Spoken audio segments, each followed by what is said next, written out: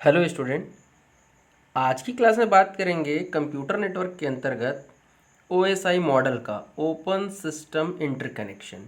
जैसे कि आपको पता है कि कंप्यूटर नेटवर्क में हमने हर बार सुना कि डेटा सेंड किया जा रहा है, इंफॉर्मेशन सेंड किया जा रहा है, एक सेंडर है और एक रिसीवर है, और उनके बीच में बहुत सारे नोड रहते हैं जो मीडिएटर का काम करते हैं, जिसको हम लोग क्या कहते हैं, नोड कहते हैं। सेंडर, रिसीवर या सोर्स, डेस्टिनेशन या क्लाइंट और सर्वर के बीच में n नंबर ऑफ नोड रहते हैं, और उन सबको आपस में जोड़ के हम कंप्यूटर नेटवर्क बना रहे थे। आज हम एक स्टेप और आगे चलते हैं, थोड़ा गहराई में बात करेंगे कि क्या सिर्फ सेंड कर देने से डायरेक्ट रिसीव हो जाता है क्या रिसीवर के पास डेटा, या डेटा सेंड होने के बाद कितने स्टेप में रिसीवर तक पहुंचता है। क्या जिस फॉर्म में डेटा हम भेजते हैं डायरेक्ट उसी फॉर्म में रिसीवर तक पहुंच जाता है, या उसको बीट में, फ्रेम में, पैकेट में कैसे कन्वर्ट होता है। तो बात करेंगे ओएसआई मॉडल का, जिसको रेफरेंस मॉडल भी कहते हैं। ओएसआई मॉडल के अंतर्गत जो 7 लेयर होता है, उन 7 लेयर के बारे में मैं बेसिक इंट्रोडक्शन बताऊंगा आज की क्लास में। तो चलिए स्टार्ट करते हैं आज की क्लास।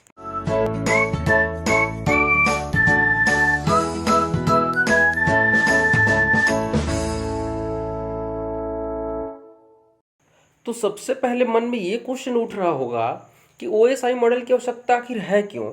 तो मैं थोड़ा सा एक एग्जांपल लेके बताने की कोशिश कर रहा हूँ। ये मान के चलिए कि ये आप एक सर्वर है, आप एक सेंडर समझ लीजिए, आप एक क्लाइंट है, और यहाँ पे ये रिसीवर है। चलिए, ये सेंडर है और ये रिसीवर है। अब आप इनके बीच में क्या करते हैं, एक फिजिकल ऐसे कनेक्शन बना देते हैं और इनके बीच में कम्युनिकेशन करा देते हैं। दोनों में एक एनआईसी चिप लगा रहता है, आप सबको पता है, नेटवर्क इंटरफेस कार्ड। मैंने जब नेटवर्क डिवाइसेस लेक्चर ले रहा था वहाँ पे मैंने इसके बारे में थोड़ा सा चर्चा किया हुआ था। तो आपको बस यहाँ पे फोकस करिए कि देख लीजिए, 2 सिस्टम है, दोनों के बीच में आप भौतिक रूप से केबल वगैरह का यूज़ करके, हो सकता है आप अनगाइडेड मीडिया यूज़ करके इनके बीच में आपने कनेक्शन बना दिया, और नेटवर्क इंटरफेस कार्ड लगा हुआ है और ये आप कम्युनिकेशन कर रहे हैं। ये तभी संभव होगा जब ये दोनों के दोनों सेम ऑपरेटिंग सिस्टम का यदि यूज़ कर रहे हैं। जैसे कि अगर दोनों विंडो यूज़ कर रहा है तो कोई दिक्कत नहीं है, आप एक फिजिकल कनेक्शन बनाइए और यूज़ कर लीजिए। बट बात यदि ये हो कि यहाँ पे विंडो यूज़ कर रहे हो, यहाँ पे आप मैक ऑपरेटिंग सिस्टम यूज़ कर रहे हैं, या हो सकता है आप लाइनेक्स या यूनिक्स कर रहे हैं। कहने का तात्पर्य 2 अलग अलग ऑपरेटिंग सिस्टम यदि चल रहा है 2 सिस्टम पे, और उनके बीच में यदि कम्युनिकेशन कराना है, डेटा का आदान प्रदान करना है, तो क्या डायरेक्ट ऐसा हो सकता है क्या? तो बिल्कुल नहीं, ऐसा संभव नहीं है। उसके लिए आपको ओएसआई रेफरेंस मॉडल की आवश्यकता होती है। आपने कभी ऐसा सोचा है कि हम यदि मान लीजिए किसी भी मेल के थ्रू या व्हाट्सएप के थ्रू जो हम टेक्स्ट मैसेज करते हैं या ऑडियो मैसेज करते हैं, या कुछ भी हम लोग जो फाइल ट्रांसफ़र करते हैं, तो क्या वो डायरेक्ट वैसे ही पहुंच जाता है? क्या उसको किसी भी प्रकार से इंक्रिप्शन डिक्रिप्शन या डेटा को कन्वर्ट करने की आवश्यकता नहीं होती है कि डायरेक्ट ऐसे ही पहुंच जाता है? तो ऐसा बिल्कुल नहीं है। जो 7 लेयर मैं जो आपको पढ़ाने वाला हूँ, प्रत्येक लेयर का अपना अपना काम होता है। वो 7 लेयर मिलके ही डेटा को क्या करते हैं, सेंडर से रिसीवर तक पहुँचाने का काम करते हैं। तो हमने क्या कंक्लूजन निकाला कि यदि 2 अलग अलग सिस्टम है, 2 अलग अलग लोकेशन पर है, 2 अलग अलग इन्वायरमेंट पे है, और उनके बीच में यदि सूचना का आदान प्रदान करना है, कम्युनिकेशन कराना है, डेटा का शेयर करना है, तो उसके लिए आपको ओएसआई रेफरेंस मॉडल का प्रयोग करना पड़ेगा। और ओएसआई मॉडल के जो 7 लेयर हैं वो अपना अपना काम करते हैं और डेटा को रिसीवर तक पहुंचा देते हैं। क्लियर है क्या? तो ये था हमारा बेसिक थोड़ा जानकारी था ओएसआई मॉडल के बारे में। तो चलिए और देख लेते हैं कि ओएसआई मॉडल क्या कहता है। तो एएसआई का पूरा नाम होता है ओपन सिस्टम इंटरकनेक्शन।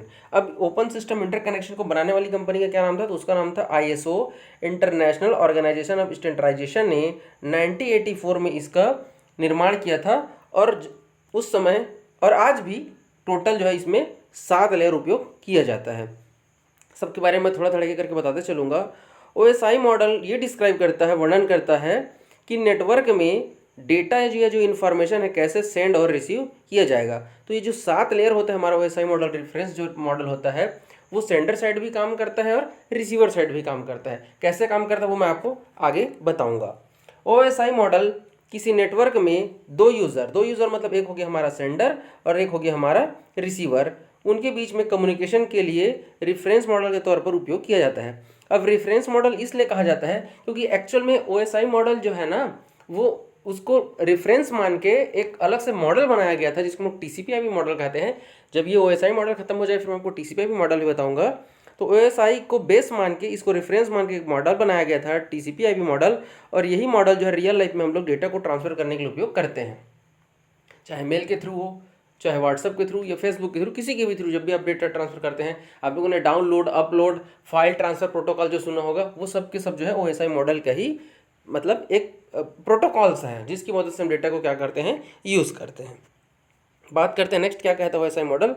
तो इस मॉडल के प्रत्येक लेयर दूसरे लेयर के ऊपर निर्भर नहीं करता है। 7 लेयर हमारा बना हुआ है, 7 लेयर का अपना अपना काम उनको डिवाइड कर दिया गया है। सब लेयर स्वतंत्र होते हैं, जिसको जितना काम दिया कि उतना लेयर काम करते हैं। बट देखिए निर्भर तो नहीं रहते हैं, हाँ बट इतना कह सकते हैं कि जब तक पहले वाला लेयर दूसरे लेयर को डेटा सेंड नहीं करेगा, दूसरा लेयर कोई भी काम अपना नहीं करेगा। तो डेटा को आदान प्रदान करने के लिए, ट्रांसमिशन करने के लिए बस वो एक दूसरे के ऊपर निर्भर रहते हैं। बाकी ऐसे वो एक दूसरे की जो फंक्शन है, जो उनके कार्य, वो बिल्कुल अलग अलग है। कहने का मतलब ये है। बात करते हैं नेक्स्ट हमारा क्या कहता है OSI मॉडल।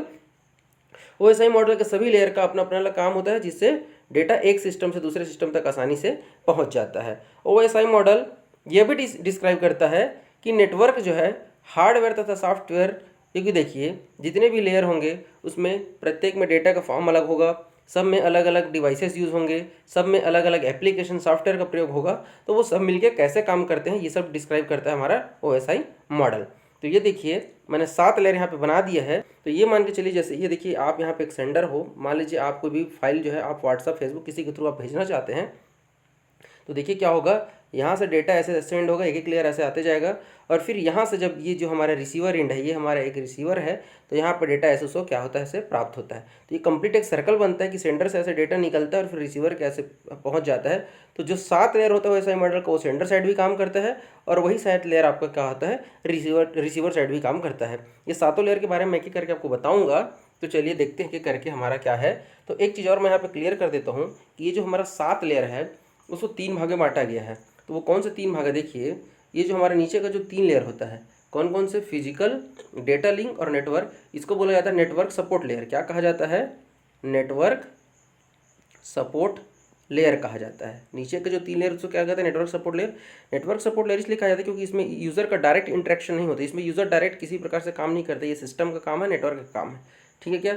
और जो लास्ट का जो ऊपर का जो 3 लेयर होता है हमारा, एप्लीकेशन लेयर, प्रेजेंटेशन लेयर और सेशन लेयर, इसको यूज़र सपोर्ट लेयर कहा जाता है। ये यूज़र सपोर्ट कहलाता है। रीज़न क्या है कि यूज़र इस पर डायरेक्ट काम करता है, यूज़र इस पर डायरेक्ट काम करता है, इसलिए इसको क्या कहते हैं, यूज़र सपोर्ट लेयर कहा जाता है। और नीचे वाला नेटवर्क सपोर्ट लेयर। और ये जो हमारा बीच का जो लेयर है हमारा ट्रांसपोर्ट लेयर, ये इंटरमीडिएट का काम करता है यूज़र और नेटवर्क के बीच में। ये इंड टू इंड जो होता है, इंड टू इंड मतलब सेंडर और रिसीवर के बीच में रिलायबल डेटा ट्रांसमिशन प्रदान करने के लिए इसका उपयोग किया जाता है, ठीक है क्या। यूज़र और नेटवर्क के बीच में कौन काम करता है, ट्रांसपोर्ट लेयर काम करता है। क्लियर है क्या। तो चलिए मैं क्या करता हूँ, एक एक लेयर के बारे में आपको बताते चलता हूँ कि क्या है। तो देख लीजिए, सबसे पहला नंबर का जो लेयर है हमारा, फिजिकल लेयर। हमेशा देखिए यहाँ पे ये डायग्राम ऐसे ही बनता है, बट इसकी गिनती जो होती है यहाँ से होती है। ये पहला नंबर का, दूसरा, ये तीसरा, ये चौथा, ऐसे। तो ऐसा करते करते हमारे टोटल 7 लेयर है। याद कराऊंगा आपको कैसे होता है, देखिए। तो सबसे पहला हमारा जो लेयर होता है, फिजिकल लेयर होता है। फिजिकल लेयर नाम से ही पता चल रहा है कि जितनी भी भौतिक चीज़ें कंप्यूटर नेटवर्क में, कंप्यूटर को जोड़ने के लिए जो आवश्यक होता है ना, वो फिजिकल लेयर में होता है। जैसे देखिए भौतिक चीज़ें क्या होता है, आपका केबल होता है, हब होता है, रिपीटर होता है, ये भौतिक चीज़ें हैं, ठीक है क्या। तो पहला लेयर हमारा कौन सा है, फिजिकल लेयर। अब यहाँ पे एक एक चीज़ करके नोट करते चलिए कि जो फिजिकल लेयर होता है उसमें डेटा कौन से फॉर्म में होता है। मतलब डेटा मतलब समझ रहे हैं, जैसे मान लीजिए कोई सूचना भेज रहे हैं, जो डेटा वो कौन सा फॉर्म में होता है, तो बीट के फॉर्म में होता है। तो बीट मतलब होता है 0 1 0 1, इस फॉर्म में जो होता है हमारा डेटा रहता है। ओरिजिनल फॉर्म में नहीं रहता, जिस फॉर्म में आप रीड कर सको। मतलब मशीन जिस फॉर्म में रीड कर पाता है, मशीन लैंग्वेज के फॉर्म में बोल सकते हैं आप। तो फिजिकल लेयर में डेटा होता है हमारे बीट के फॉर्म में। और इसमें जो डिवाइस यूज़ होता है, आप लोगों ने नेटवर्क डिवाइसेस का जो लेक्चर है उसको अभी तक नहीं देखा थी, हाई बटन क्लिक मैं लिंक दे देता हूँ। जितने भी डिवाइसेस इधर इस तरफ जो आपका राइट साइड में जो कॉलम में बनते जाएगा, वो सब के लिए मैंने अलग से सेपरेट वीडियो बना दिया, आप उसको देख लीजिएगा। तो हब होता है, रिपीटर होता है, केबल होता है, वो सभी के सभी हमारा कहाँ यूज़ होता है, फिजिकल लेयर में प्रयोग किया जाता है।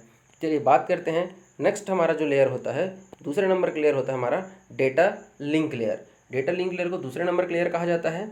और यहाँ पे जो डेटा होता है वो फ्रेम के फॉर्म में होता है। कौन से फॉर्म में होता है आपका, फ्रेम के फॉर्म में होता है। तो देखिए होता क्या है, मैंने जैसे डेटा भेजा 0101 के फॉर्म में, अब वो सिर्फ डेटा बस नहीं रहेगा, वो डेटा को आगे नेटवर्क लेयर में फॉरवर्ड करने के लिए उसके में क्या लग जाएगा, डेटा को एक प्रकार की पैकिंग की जाती है, उसमें हेडर लगाया जाता है, उसमें ट्रेलर लगाया जाता है, उसमें आईडी दिया जाता है पैकेट, उसमें जो भी डेटा है उसका। तो ये सभी चीज़ें हैं। अभी क्या है, मैंने जैसे कि कहा ये इंट्रोडक्शन लेक्चर है, अभी मैं सिर्फ आपको नाम याद कराऊंगा, डेटा कौन से फॉर्म में होता है वो आपको बताऊंगा, और कौन कौन से डिवाइसेस यूज़ होता है ये आपको याद कराऊंगा।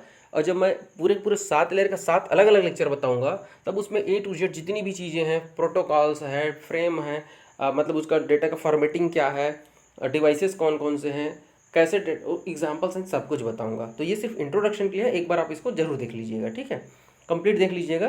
तो डेटा लिंक लेयर में डेटा कौन से फॉर्म में होता है, फ्रेम के फॉर्म में होता है। और बात करें यदि डिवाइसेस कौन कौन सी होती है, तो इसमें होता है हमारा बीच होता है, ब्रिज NIC होता है, नेटवर्क इंटरफेस कार्ड होता है, और स्विच यूज़ होता है। तो स्विच भी देखिएगा, आपको मैं आगे बताऊंगा कि 2 प्रकार का होता है, 2 लेयर स्विच होता है। तो जो 2 लेयर स्विच होता है वो हमारा डेटा लिंक लेयर में प्रयोग किया जाता है, ठीक है क्या। बात करते हैं जो थर्ड लेयर है हमारा नेटवर्क लेयर। तो नेटवर्क लेयर को हम में जो हमारा डेटा होता है वो पैकेट के फॉर्म में होता है, जिसको हम लोग डेटाग्राम कहते हैं। जब पैकेट को छोटे छोटे भाग में बांटा जाता है, ये हम ये कहें कि वो तो हमारा सेगमेंट है, आगे मैं बताऊंगा आपको। तो देखिए जैसे पैकेट है, तो मान लीजिए 4-5 पैकेट हमने बना लिया है, डिवाइड कर लिया है किसी बड़े को छोटे छोटे पैकेट के फॉर्म में जैसे।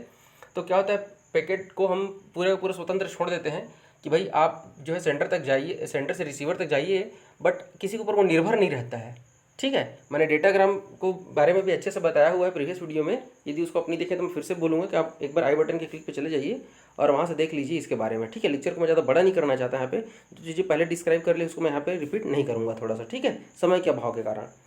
तो बात करें नेटवर्क लेयर में, तो डेटा जो है वो पैकेट और डेटाग्राम के फॉर्म में होता है। और यदि डिवाइस की बात करें, नेटवर्किंग डिवाइस की, तो यहाँ पर राउटर यूज़ होता है और 3 लेयर स्विच का प्रयोग किया जाता है। क्लियर है क्या। यहाँ पे जो नेटवर्क है हमारा, जो इंटरनेट हम जो यूज़ करते हैं, जिसके लिए हम लोग IP जो यूज़ करते हैं, इंटरनेट प्रोटोकॉल हमारा जो है वो नेटवर्क लेयर में ही किया जाता है। और यहाँ पे जो वर्ड राउटर है वो हमारा रूट प्रदान करता है सेंडर और रिसीवर के बीच में। आप लोगों ने याद होगा जब हम लोग अभी पढ़ रहे थे, स्विचिंग पढ़ रहे थे, वहाँ पे मैंने इसके बारे में चर्चा किया हुआ है, ठीक है क्या।